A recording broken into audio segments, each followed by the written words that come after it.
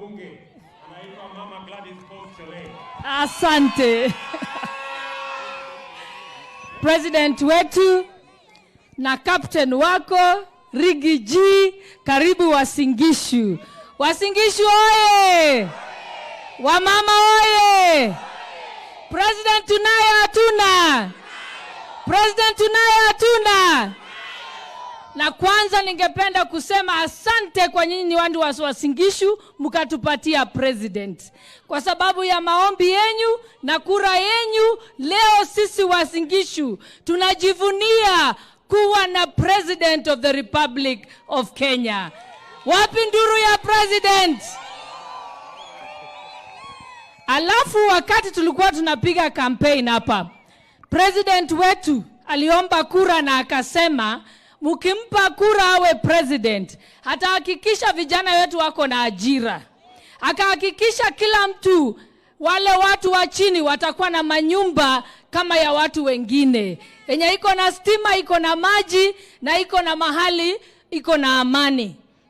Pia akatuambia hatahakikisha kila mtu, hata ule ajiwezi, atapata matibabu ya bure.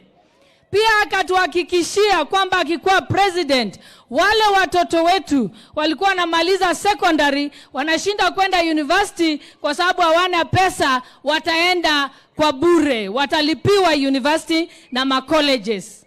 Na kwa vile alipata kuwa president, alituamrisha sisi pale katika bunge, akasema muende mpitishe sheria. Tukapitisha sheria ya kuhakikisha mtakuwa na matibabu ya bure. Tukapitisha sheria kuhakikisha watoto wanaweza pata scholarship kwenda university na ma colleges. Tukapitisha sheria kuhakikisha kwamba manyumba zitajengwa kwa wale watu hawajiwezi. Akapitisha sheria kuhakikisha kwamba tunaweza pata fertilizer kwa bei ya chini.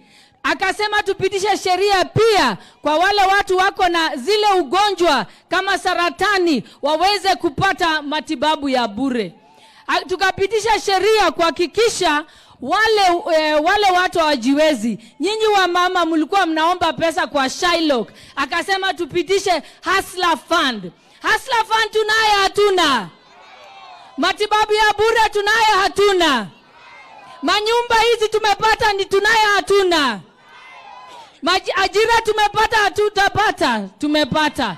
Sasa shida ile tuko naye kidogo tu na wale watu pale kotini wametusimamisha. Lakini mimi najua nyinyi wananchi vile mliomba William Ruto apate kura, mtasema washindwe katika jina la Yesu.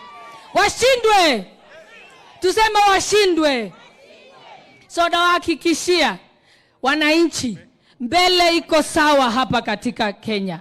Vile ule wimbo inasemanga, hapa hii sio ndoto yangu, hapa nilipo sio mahali ninakwenda, naenda viwango ya juu. Ndani ya William Ruto na Rigi G, najua Kenya inaenda viwango vya juu. Asanteni sana, Mungu awabariki.